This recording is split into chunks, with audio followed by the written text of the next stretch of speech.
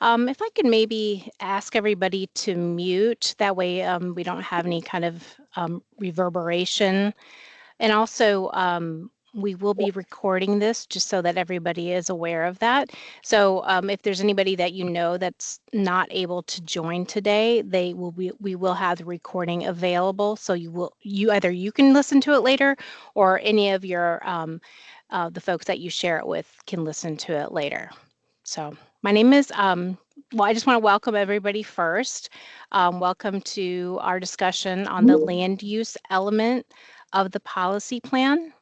And my name is Katrina Knutson with the Department of Planning and Development. And I'm joined today by other members of the team that are working on the land use element of the policy plan. I'm joined by Michael Burton, David Stinson, and Carly Aubrey. We're all the team that's working on this section of the policy plan. So just want to give you the agenda for today. We'll be talking about the project overview and giving a short, brief description of the purpose of the comprehensive plan. I'll be talking about the project timeline. And then specifically, we'll be going through the land use element. And then at the end, we have some questions for you and any questions that you have for us. And then we'll have a discussion. And we also have our contact information and the links that we'll be talking about today at the end of the presentation. So on December 6, 2022, the Board of Supervisors authorized the consideration of the comprehensive plan amendment to update the county-wide policy plan. The board directed us to do a few things to review and update the various elements of the policy plan, explore the potential for new policy elements, and align the policy plan with other board adopted policies and initiatives. So next slide, please. Sorry, I can actually do that. Sorry, I have control. Sorry. We'd like to start by providing a brief overview on the difference between the comprehensive plan and the county's regulatory documents to help frame the work of this amendment and future recommendations. The comprehensive plan is a guide that sets the land use vision for the county and is implemented through the development review process of zoning applications. The policy plan includes goals, objectives, and policies. Goals provide the general direction of the plan. Objectives include statements to help achieve those goals. And finally, the policies include specific approaches for pursuing an objective. The policy plan applies countywide. Therefore, it's important to ensure the policies developed are general and flexible enough to apply across the county, but also targeted enough to address the topics we are working to improve. The area plan volumes of the comprehensive plan provide specific guidance and recommendations pertaining to the development within the areas of the county to ensure that development is addressing area and site-specific considerations. The zoning ordinance is a regulatory document that applies to all structures and is intended to promote the health, safety, and general welfare of the public. And also to implement the comprehensive plan. Finally, the PFM provides the specific engineering, or the public facilities manual provides the specific engineering guidelines for the development and construction of new development. Okay, so we've got a timeline here. So this meeting that you're attending today focuses on one of our policy plan elements, the land use element, and opportunities to learn about the work that's happening in other topic areas such as the environment, health, transportation, etc., can be found on the policy policy plan update webpage, including past and future meetings. And we're also having tables at existing community events like farmers market. So for example, I'll be at the Kingstown Farmers Market this Friday. So if anybody wants to join, that would be great. And we'll also be having larger meetings later on in the fall. And dates for all of these meetings are also provided on the project webpage. Okay, so I'm going to go ahead and turn this over to Michael then. Awesome. Thank you, Katrina. Can everyone hear me okay? Okay, I'm going to assume so. As Katrina introduced us, my name is Michael Burton, also with the Planning Division and a member of the Land Use Element Team. So the next several slides, we want to talk a little bit about the countywide objectives and policies that are currently in the comprehensive plan, how they're organized specifically within the land use element section. The objectives and policies are organized into 6 broad categories. That includes land use pattern, land use intensity, pace of development, land use compatibility, and land conservation. In addition to these policies and objectives, there are currently about 14 appendices that provide additional guidelines that help us address other land use topics. So a significant portion of the existing land use policy objectives fall in the category of land use pattern. It's a collection of policies that focus on the compatibility between various land uses, the geographic relationship between housing and employment centers, and it's really aimed at creating a more efficient land use pattern across the county. This section includes at least 3 subsections that speak to the preservation and revitalization of neighborhood and community serving uses, redevelopment or repurposing of different properties, as well as neighborhood consolidation and redevelopment. Objective 12 solely focuses on land use intensity. That's another category that we include, and it speaks to the level of development consistency with a range of, or consistently with a range of county goals. So for example, concentrating higher levels of development around transit station areas, like Tyson's Urban Center, or maybe some other transit station areas in the county that you all are familiar with. This sole objective, and I'll read it to you, speaks to the location and level of development intensity and how it should be utilized to help us achieve some of our broader county goals. Similarly, Objective 13 speaks to the pace of development. It reads, the pace of development in the county should be in general accord with the comprehensive plan and sustainable by the provision of transportation and public facilities. So this objective talks about really just the provision of adequate facilities to help us support sustainable development. Land use compatibility actually includes 3 different objectives, objectives 14, 15, and 16.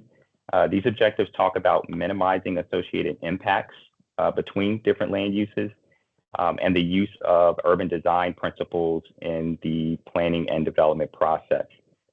There is one additional subsection included within this category that speaks to transit-oriented development, and we'll talk a little bit about that more in a bit. And finally, our last sort of broad category is land conservation. This one is very specific. It reads, Fairfax County should use, and the Board of Supervisors as a matter of policy, sorry, I may have written that wrong, matter of policy encourages the use of open space conservation easements to implement the county's goals and objectives for the preservation of natural and heritage resources within the context of Fairfax County's suburban and urbanizing character, in accord with the county's comprehensive plan. So this policy, again, is more specific and speaks to the preservation of natural and heritage resources. So our appendices, as we mentioned before, there are 14 appendices included in the comprehensive plan. and includes they focus on a multitude of different topic areas. They provide additional policies and guidance for staff as we assess development review or plan amendments in our work. They range from things such as multifamily residential developments to transit-oriented development, as we spoke about before, commercial building repurposing, continuing care, et cetera. And really briefly, if you're following along, maybe you have your phone, we have a QR code there for you to use, and that will should take you directly to the policies that we're talking about as part of the land use element section.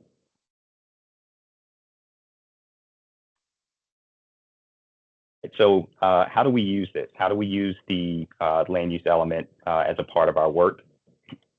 Planning staff references the land use element during the review of the comprehensive plan. That includes our site-specific plan amendment processes. That includes our area-wide planning processes, as well as our broader county-wide policy amendments. The element is also used during the development review process to ensure general conformance with our land use policies.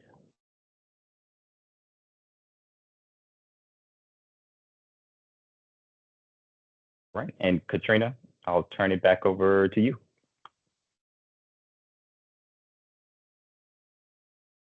I think you're still on mute, Katrina, sorry.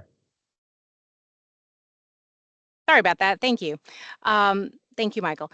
So we just wanted to give everybody an example of sort of policy in action. So the slide in front of you is for transit-oriented development. So as far as that, as an example, we often, for transit-oriented development, when evaluating a plan amendment or reviewing the land use components, part of land use components that are part of the development review, we refer to the TOD policies and guidelines found in the policy plan. In particular, so anytime that we're looking at a development or a plan amendment that is centered around one of our transit stations, we often refer to the policies, our TOD policies. And Objective 16 in the land use element talks about TOD. And then we have a whole appendix, actually, Appendix 11, which focuses on this type of development. And it talks about how development should be oriented to the transit station. It talks about the mix of uses, and also it talks about enhanced streetscapes that you'll find around around our transit stations. So kind of moving forward, and just want to touch on some of what our big picture goals that we're working on as far as for the land use element. These big picture, these are our big picture goals right now. And the board has directed us to align policies with other county policies and initiatives. And so we will be doing that with the land use element. We're also in the process of reviewing the section, the element to simplify the language and to make sure that it's as clear as possible. We also plan to restructure the appendices. As Michael outlined, we currently have 14 different appendices that have just been added over time to the land use element. And our idea is that we would be calling them guidelines, because that's essentially what they are. And so we'll be organizing those into broad topic categories, so that when we have to create new guidelines, we can just put them within the broader topic categories. And then also, we'll be revising some of the existing policies and adding new guidelines as well. And then also, as we're looking at this, as we're revising and rewriting and adding new things, we'll be weaving other topic areas into the policy, such as equity, health, placemaking, and transportation, just to name a few. Okay, so these are just a list of some of the items that are under consideration for, these are our research areas, our new topics. And one of them is, meeting the growing demand for housing. So looking at that, how our policies are lining up with that. Also looking at the changing demand for office use, and also the changing demand for retail use in the county as well. And we'll also be evaluating the importance of industrial land to the county. And also we'll be exploring new topic areas such as temporary or pop-up uses and placemaking. Now, I think I saw somebody just ask a question about what placemaking is. Placemaking can mean different things to different people, but generally speaking, when we're talking about placemaking, is that we're trying to create a place, places within the county that have unique character, that are places that people want to go to, that create welcoming environments. They're places that people want to go to. So that's really kind of what placemaking is referring to. A lot of times, some of the tools that we use for placemaking are streetscapes. So, creating pedestrian-oriented places that have trees and are places that people want to be, and where people can walk and people can bike, and just creating a unique sense of what that place is. I don't know if Michael, you have anything to add to, or David or Carly, if you wanted to add to that at all, but feel free to. Let me go ahead and go on to.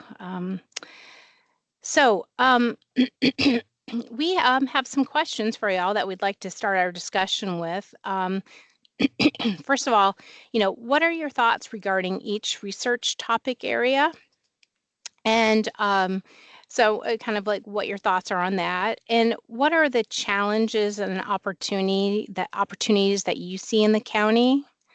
And also, what are your thoughts on the current organization of policies and ideas within the land use section of the policy plan?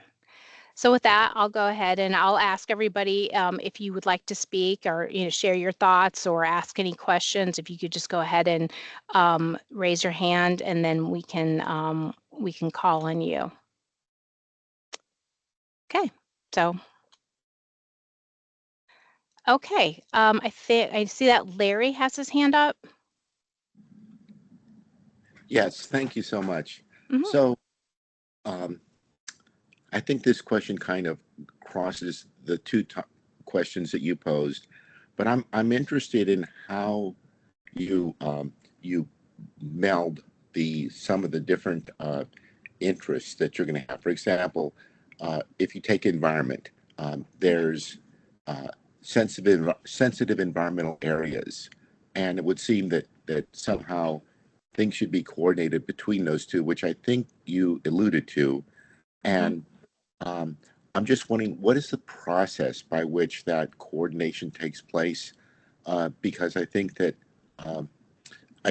the community would probably be interested in seeing that relationship, because it's possible that people could have different views on how everything should come together. If you could speak to that, that'd be great. Sure. Well, as far as how we as staff are working together, we are lucky on our team that we actually have Carly Aubrey, who's also working on the environmental element. So she's actually kind of helping us on the land use element as well. So we have that coordination between staff. So that's one way we're working on it. And then as we're each kind of a team is working on their sections, we are communicating back and forth, and we're meeting with each other, and we're sharing our sections. And as we're writing our sections, we also and updating them and making changes, we are we're making sure that we are including other are, you know, thinking about those other elements that are in the policy plan. So, and in the end, you know, we will be cross-referencing each other's sections as we, you know, are drafting our new elements. And Michael, if you have anything, or Carly, if you have anything to add to that as well. Could I just clarify on my Sure. question? I wasn't Okay, thinking sorry. so much about county staff. I was thinking Okay. about more externally how that would be communicated and shared, because Oh, okay. I'm sorry. Okay. it's I okay. gotcha. Oh, yeah, yeah, yeah. So, we will be having additional meetings, and in those meetings, we will be all together. So it won't be, we'll having some larger meetings where they aren't like the specific topic meetings. I'm sorry, I misunderstood.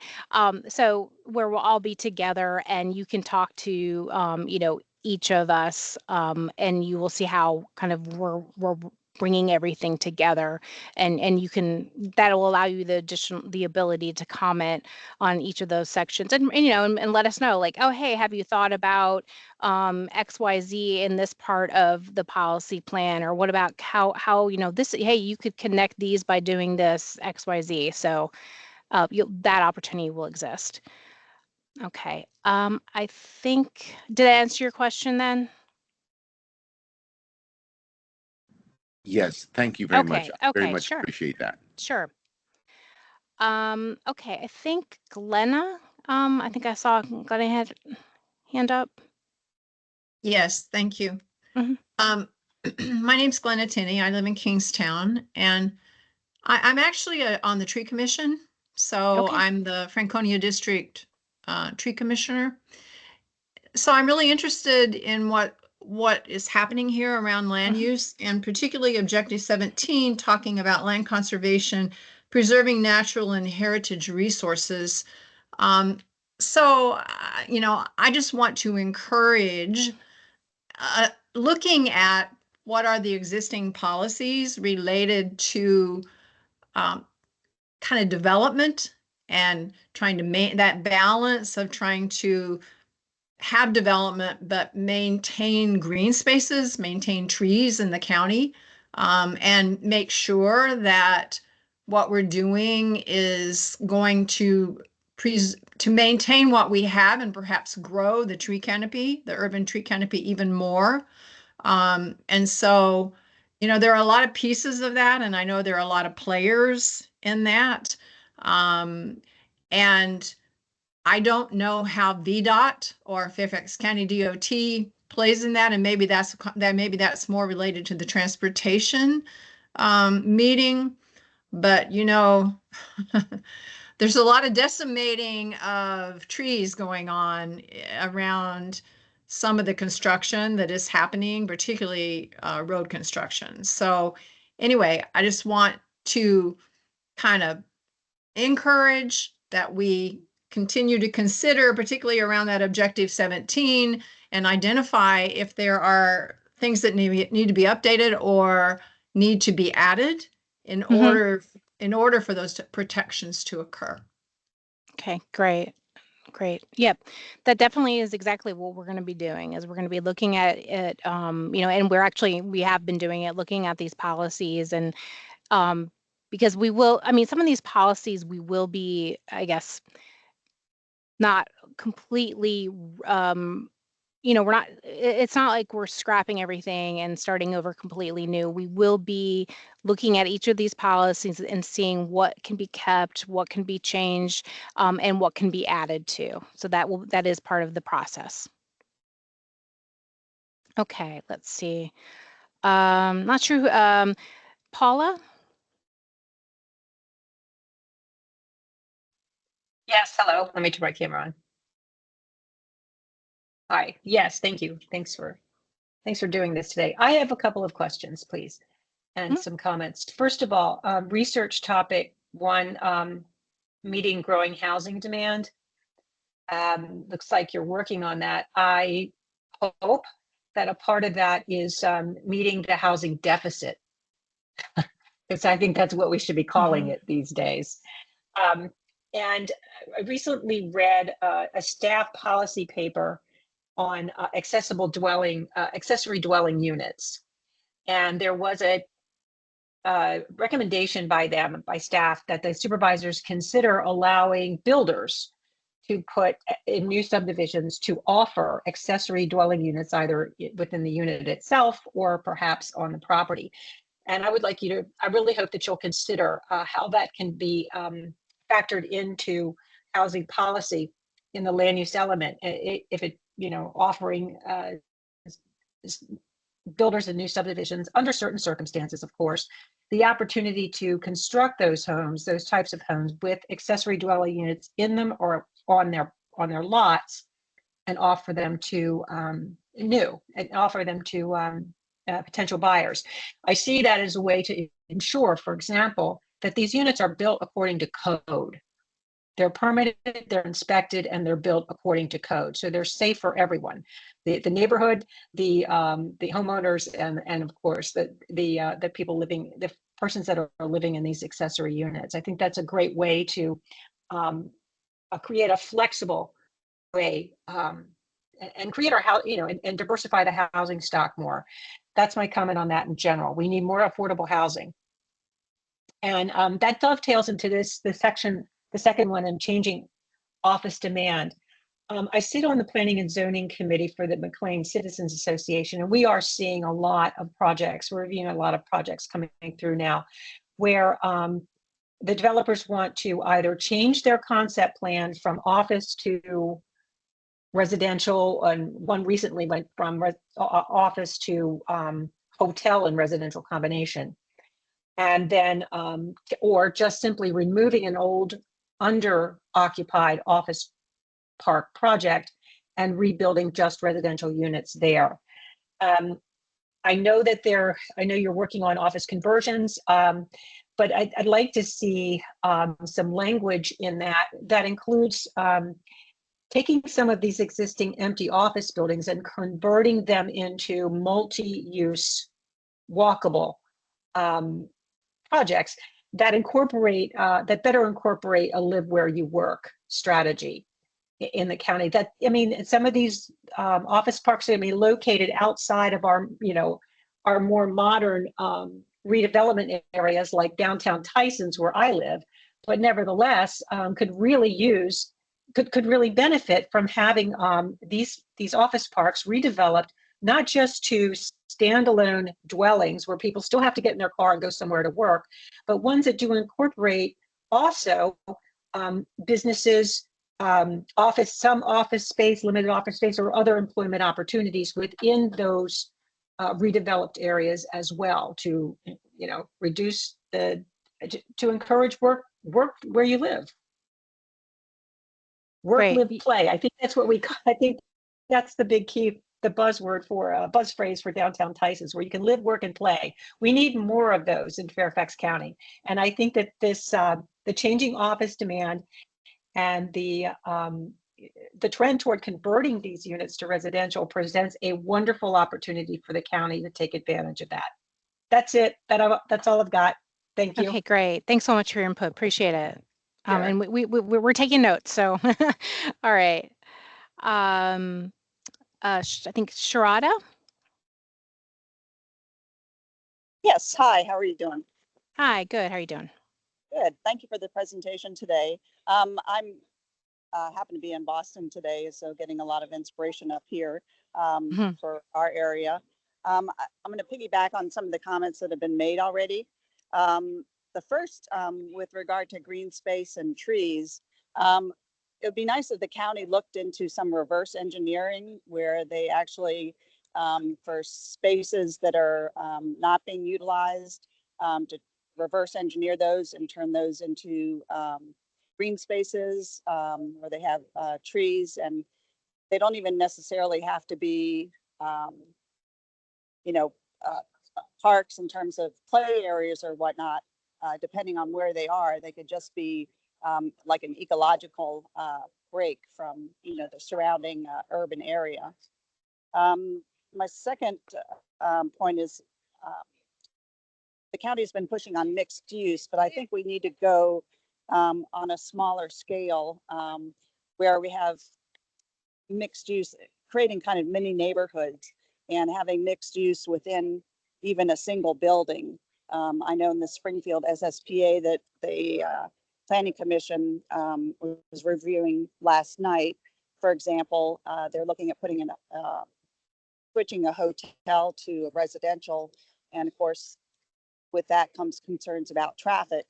So instead of switching entirely to residential, have a building where it's a combination of residential, office, and retail in the same building. And you could have like concierge services that would serve all three, types of residences. And my last question I have is about the ADUs.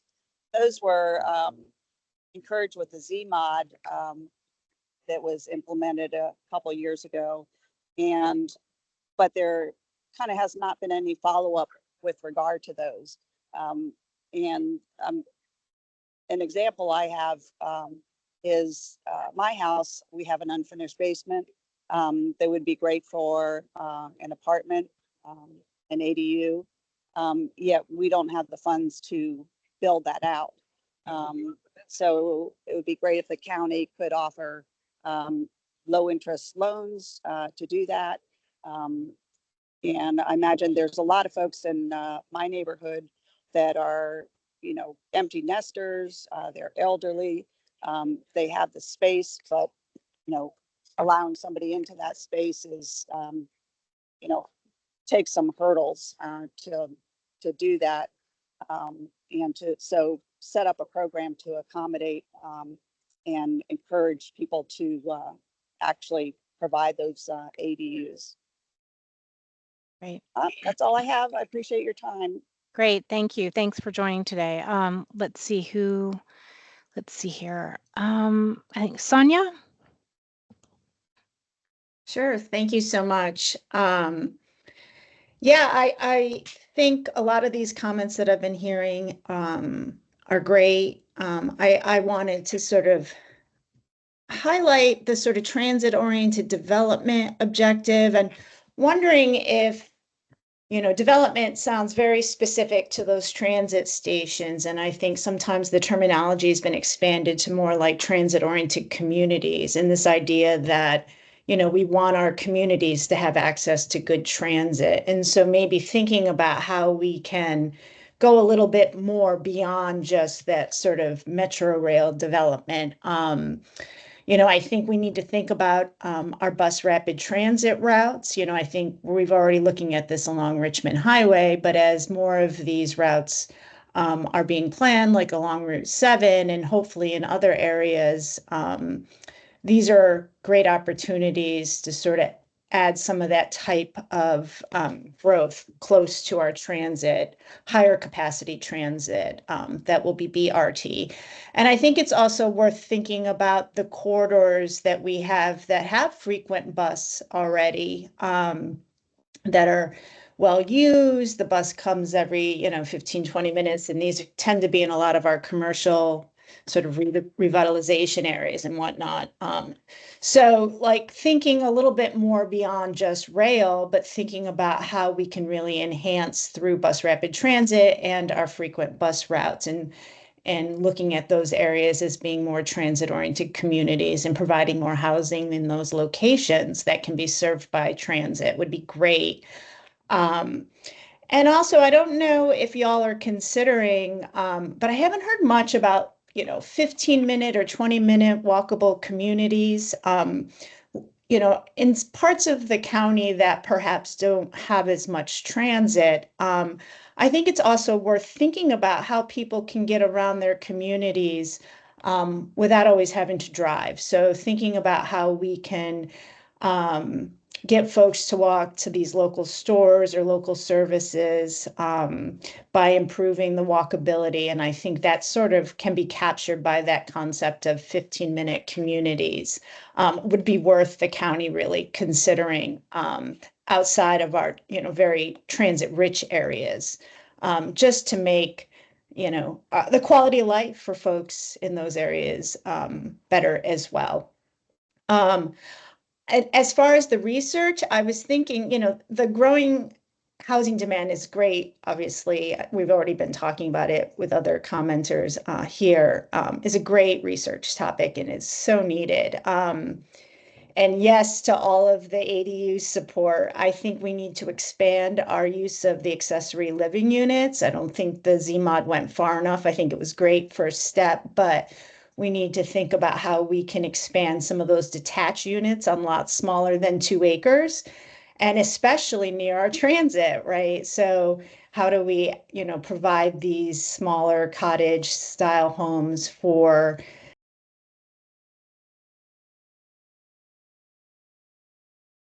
growing up and starting off on, or going to school? It's a great opportunity to provide some smaller scale housing. I also think we need to look at missing middle. We really do need to diversify our housing types, and we need to provide different sizes for different price points. And so I think we need to start looking at that. And I hope part of that research will really sort of delve into the missing middle housing types as well. And I'm glad y'all are looking at placemaking. I know the Planning Commission has been looking at that and really thinking about how we create and plan for streets and open spaces that are essentially our public realm, right? Like that's how we get around our communities. So how we make sure that, they have the street trees and some benches, and I always call it, human scale streets. How we make our community places people want to be out walking, shopping, going to school, doing our things, gathering, I think is great. So I'm so glad you're all looking at that too. So I think those are my comments for now. But this is great stuff. Thanks so much. Yeah. Thank you, Sonia. And I just want to touch on briefly, we have been talking with our transportation counterparts that are working on that element and recognizing that TOD kind of, when the policy was written and we were more talking about rail, and recognizing that now we're talking about BRT and we're talking about bus routes. And so, one simple thing, we know we need to do is take rail out of there so that it applies to kind of all the different forms of transit that we offer in the county. So thank you for that. Okay, great. And I think let's see here. Bindu, I'm sorry if I skipped over you. No Welcome. problem. That's okay. And luckily, a lot of people have already talked to my comments. I'm in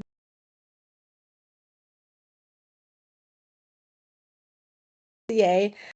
Mostly everybody has already talked about some of my issues already. So, but again, just wanted to reiterate the fact that we here are in South Alexandria, but everybody that lives in South Alexandria is going to Tyson's or somewhere else for jobs. So really keeping housing near the jobs. So we need jobs down here, and we need housing so people don't have to travel. So I just wanted to, I think Paula actually said the same thing a couple minutes ago. So just wanted to kind of reiterate that that's really, really important for us, is having housing down here and then also having the jobs in this area so that people don't have to travel and do all that. Our transportation's a little limited now. We're getting BRT, but still having that down here, having the housing and then having the jobs down here is really critical for us too. So thank you. Great, thank you. Okay, so let me see here. I'm flicking through. Elaine. Yep. Elaine, hey. This may shock you, but I really do think we should be encouraging the ability to do these ADUs. And it may be that zoning areas need to change, to make it easier, but I would support all the comments I've heard about trying to put more emphasis into that. I also really like the discussion that, I'm sorry, I forget who it was that said it. I didn't get that note taken, but about the idea of this like conversion into office space, is that if you just turn it all into housing and everyone still has to commute to some place, that's not really meeting the goals. That we really should be looking at these developments with that work, play, live mentality, because that's one of the problems with a lot of the stuff they're suggesting right now, like that Springfield we discussed last night, is there's all just housing, housing, housing. There's certainly shopping available, but are there really jobs available? So I think there needs to be a goal as developers bring in these projects, especially if you're doing this kind of conversion. I've never really got why.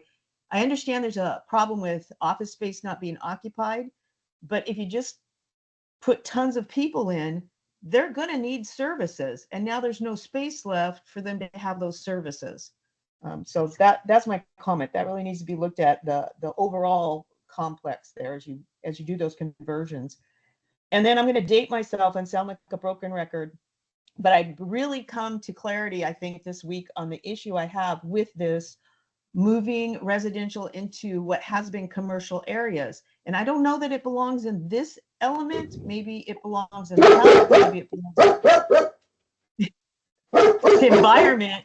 Somebody's got their dog barking. It'd be helpful if you could mute yourself. That we need a way to look at what is safe for that. My issue right now has to do with putting people, multiple people, multifamily housing right next door to a gas station, for instance. You know there's smells. Who wants to even go pump their gas? But there could be other commercial businesses as well. I don't know, that we just haven't run across yet, but there could be print shops or dry cleaners, or I don't know, but there could be other businesses that, while that setting is okay, moving people in may not be.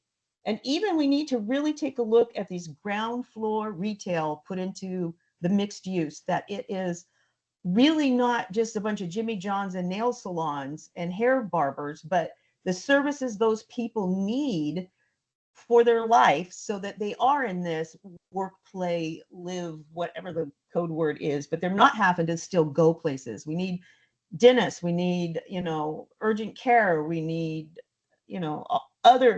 other types of services. So somewhere within that area, as you're developing it up, you got to make sure that those services are also there. And hazard wise, I know there's been some concern with in other parts of the country where they've put all this housing on top of like a restaurant, and then there's a major fire in that restaurant for some reason, and it's a threat to all those people in the apartment. So there needs to be some overseeing of just what we put in, underneath people, to make sure that it is going to be safe for them. Thank you. Okay, great. Thank you. Okay, I don't see. I don't know, Polly or Sharada, you didn't have any more comments or questions, did you? I just noticed that your hands are up. Okay, I just want to make sure you didn't have anything else. Just want to make sure you didn't have anything else to share. Don't want to cut anybody off. Okay. Well, are there any other questions or comments that folks have today? We do have a little bit more time. I just want to make sure that everybody has an opportunity to comment. Let me look and see if I'm missing anything in the chat. Elaine, did you have something additional? Yeah, I do have a sorry. question. Yep. I know, Christine, you talked about there will be additional meetings. This is places we would have input, in response to the first question. But where are we going to look to find out about those meetings? Where Sure. Can you see that I just put up the slide? I don't know, maybe I'm not sure if Michael, you want to advance the slide. Okay. So there is the project webpage. And this is where you can find all of the information regarding this. And also we had I know that there was a list that folks could add their names to as well. So that's available, and you can provide comments or potential policy considerations too. We have an email. It's planforward@publicinput.com. So that's also available as well. So we'll have information there on upcoming meetings. And I think several of you live in the Kingstown area, or live near there. I'll be there on Friday at the farmers market. So like I said, feel free to stop by or send your friends that way. Let me see here. Can I just ask? Sure. The planning development website right now has just meetings for all these general topics, but it sounds like each individual topic is going to have its own like forum. So is on that general page, are they going to break it out where each of these topic areas will also be listed there? And that's where you could go look? Yeah, are they just all going to be mushed? It shouldn't be mushed. It should on there have all of the meetings broken down. Let me see if I can actually pull up, or Michael, do you want to pull up the I'll try to pull that up actually. Yeah, we'll pull the web page up for you. So whoever's fastest, but I think Michael, you'll have to share I it. had another meeting scheduled with the health people for this same time, but I noticed today when I went to look, it wasn't there. So I don't know if I miswrote it or if it got canceled or what. So that long list of all these different topics is a little hard if you want to focus. And so it's our responsibility to keep checking this web. Well, I know that they are, reaching out to folks. So, but Sharada, did you have? Yeah, not to honk my own horn, but folks can also go to the Rose Hill Coalition website. I have a calendar there that brings up all the land use related meetings, and you can also sign up for the calendar. So you can sign up per event or sign up for the whole calendar. So that's rosehillcoalition.org.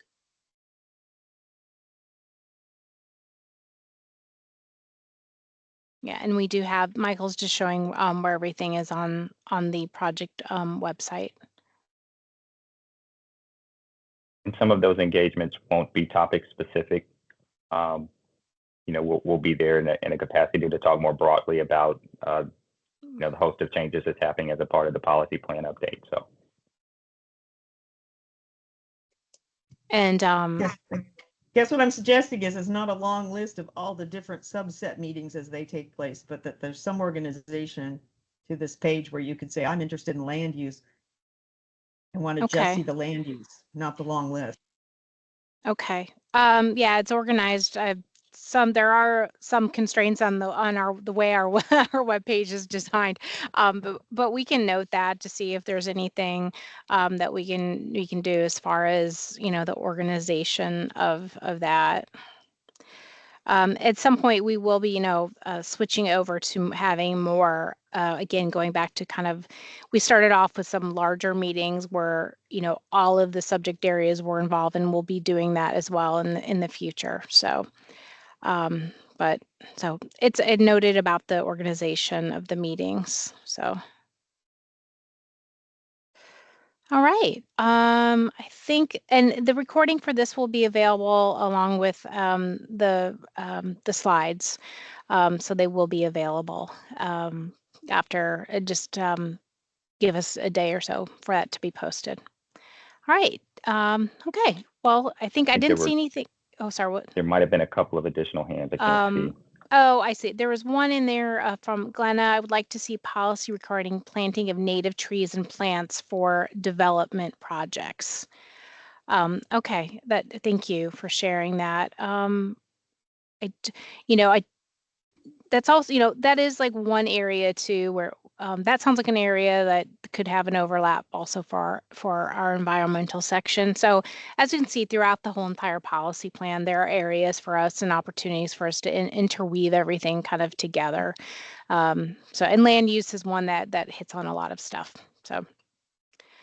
All right. I think that was it. So great. Okay, well, thank you, everybody, for... there's two people with hands up. Oh, hands up. Oh, I'm sorry. Sorry. Yeah. Okay. Well, actually, so it looks like Larry was first. Okay, Larry, thanks. So, Katrina, if I heard you correctly, and I may have misheard you, I thought you said that people could sign up to be on a list to be notified as new information is posted. Did I miss? Yeah. No, Larry, let me get that information for you. Let me see here. Yeah, because as I've mentioned to others, I thought I signed up for a bunch of that stuff and I've gotten no email. Oh, you haven't? Okay, yeah, that's what I think. And originally there were kind of like an opt-in. We had sort of like an opt-in. I thought, and I'll be honest with you, I'm handling the land use element. I thought that there was kind of a list that folks were receiving emails. I can verify that. And I think Larry, does Corrine Bebick have your email address? Do you know if she has your email address? Because I don't. Yeah. I'm sure she does. Okay, I'll ask Corrine about that and I can get back to you just so that way you don't have to put your email in the chat. And okay. I'm gonna I drop the also- link in chat where you can sign up for the email notification. Okay, great. Thank you, Michael. I also want to thank you because I think you've done an excellent job with this session. I've sat in on several sessions, and this was one of the most robust and interesting ones of the group. Thank you. Thank you. Appreciate it. So Paula, sorry, I didn't mean to forget. Yes. It's okay. My bad. I had to take a call and I think I missed a piece of this, but I wanted, this has been addressed, please forgive the redundancy, but when will the reports on the office, the changing office environment, and when will we see some elements on meeting the housing demand? When do you expect them to be out? I think your asterisk said the end of 2024. Yeah. And there are a couple of white papers that were produced by a consultant. Those are the ones on the office repurposing, the retail and industrial uses. And yeah, those probably once they are shared with the Planning Commission board, there'll actually be committee meetings where they'll be reviewing those. I don't know the dates for those yet. And then once those are kind of, obviously, those are meetings that are open to the public. So they're board and Planning Commission committee meetings. And then these will, will be, those will be presentations done by staff again later this year. And then they'll be made available then to the public right after that. okay. Yep. And then as far as any information on the others, those are going to be, again, it'll be more towards the end of the year into the new year, because those are actually things that we are, as staff, that we're working on. They're kind of white papers that we're doing internally. Got it. So the office repurposing is of great interest to MCA's P&Z committee. Yep. We will get so I'm signed up for all of the notifications. I'll get a notification when that white paper is is available for review. Yeah, we usually typically do it in a listserv. It's one way that we do it. And usually we also do Facebook and we do Nextdoor. Those are other ways that we do it. So we'll be sending notices out that way. I don't know that. I mean, I signed up to get email updates on the comp plan, which is how I got the information about these. Is that, am I in? Yes. Did I sign up to the right place? Yep, okay. that would be it. it. Good. Just want to know. Check Katrina, that link, Michael, Paulina. thank you so much. I didn't, the Paulina. link I guess the link didn't show up. Michael, I don't know if. See a link. No, it didn't show up. You know why it didn't show up? Because Michael didn't hit the send button. So let's try that again. Let's hit the send button, and now you should see it. There we go. Make sure that that's where you sign it up, because the county has a listserv system, but we're also using public input as well. And public input is where at this link, if you click on it, we send emails through that channel also. So I just want to clarify. Okay. Which system you're All right. Okay. Well, I'm on the Fairfax. I signed up on the county's planning website, so I guess I'm in the right place. Okay. I'm getting, if I'm receiving notices for these kinds of opportunities to hear about updates for the comp plan, I suppose I've signed up in the right place. That's the broader one, absolutely. Yeah. But this link here that I shared with you is specifically about the policy plan update. So if you want information. I'm sorry. No, that's all right. And we Michael, usually I'm sorry, I don't see it. I'm sorry, it's in the chat. If you hit the chat button up top. Got it. Okay. Yep. All right. Yeah, and we usually try to kind of cross-pollinate and send out things in both, so that we're hitting as many people as we possibly can. So, right. Okay. But it's always good, right, you thanks know, so much. I know we all get so much email and stuff in our in our inboxes, but if you really want to find out about this, it'd probably be best if you sign up in both places. I shall. Thank you very much. All right. Okay, now I want to make sure, did I miss any hands? Michael, have I missed any hands? I don't see any hands raised. Okay, perfect. Okay, well, everybody, thank you so much for joining us today. We're so glad that everybody could join us. And we'll have another session, another evening session. And goodness, I'm sorry, the date off the top of my head, it was I think November. Sorry, y'all. Too many. Let's see, that was November. Sorry. Looking for you too, Katrina. Give me one Yeah. second. It's November 6th. Thank Thank you. Okay, there we go. From, Okay, sorry about that. That was in the evening, Yes, 7 to 8. it's an Yeah. evening option. Yes, thank you. Appreciate Yeah. that. But I just wanted to let you. So if you know anybody who has not been able to come today, we have that option as well. Or if you want to come back, you're welcome to do so too. All right. It was the 6th at 7 p.m. All right. Okay. Thank you, everybody. You have a good afternoon. Thank you so much. Thanks, everyone. Okay. Take care. Bye-bye. Thank you. Bye-bye.